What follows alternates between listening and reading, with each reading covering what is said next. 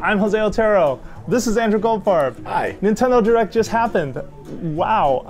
And we're here to react to the three biggest stories from this thing. So the first one right off the bat, The Legend of Zelda Twilight Princess HD, which was such a surprise. It never leaked. It was outed by data miners in October. Some of us believed, some of us did not. But regardless, it's here. It's coming in March. That's a huge deal, like a surprise sort of Zelda just out of nowhere. Yeah, and part of me was almost hoping they were going to say, like, and it's available next week. Like, I was almost hoping for that, like, because, you know, we have Mario Tennis, we have, you know, Yoshi, Mario Maker, like, there's enough stuff that's out right now, and obviously Amiibo Festival. Yeah. But I kind of wanted, like, one more big fall surprise, almost the way they did, like, NES Remix a couple years ago. Fellow editor Marty Sleva points out, this is the third reissue of Twilight Princess on a platform, the third consecutive system it's been on. It was on GameCube, it was on Wii, it's on Wii U now, or and this does seem to be the GameCube version. It seems like he, you know, because obviously they're swapped. I think this is the baseline traditional controls version that they. That's what it looked like. Yeah, nothing in that trailer suggested that it was going to support motion control. But I will say I was a little underwhelmed by how it looked.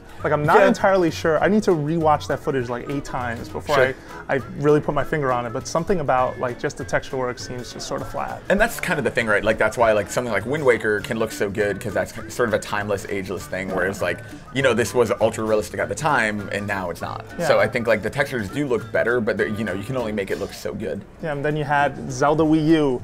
The affirmation 2016. Yep. This game is coming out. Link and as you said, Wii U. Like, you know, Reggie said Wii U specifically, which I think has kind of been, you know, Miyamoto told us that at E3, but I think obviously a lot of people are assuming it'll get the Twilight Princess treatment of being on Wii U and NX. And the next thing. Yeah, seriously. Yeah, 3 in a row. Can beat Twilight Princess's record. But the one interesting bit of news outside of a date is that this Wolf Amiibo, Wolf Link Amiibo that is going to work with Twilight Princess HD is also compatible and will somehow transfer data over to Zelda Wii U. Now what that is, I don't know. Does that mean those games are directly connected? See, that's the interesting thing, That's the interesting question. Right? I wonder, I'm guessing it'll be something as simple as like a weapon unlock or something like that. Where is it in the timeline?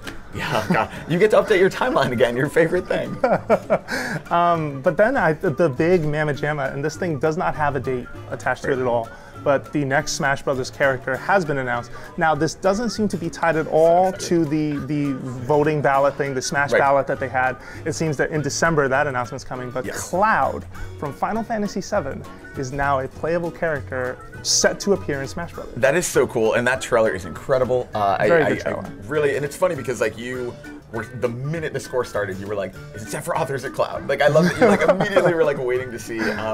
What a cool year for Final Fantasy VII fans. I mean, between this and the HD remake Sony's doing, that's really the fan service in Smash Brothers is bar none some of the best, and it really says a lot to me about Sakurai, because if he's the guy calling these decisions, you know, Pac-Man getting in, Ryu getting in, now Cloud, like what else is left? What else could we possibly see like what is show the up next in frontier? Smash Brothers? It's really interesting too.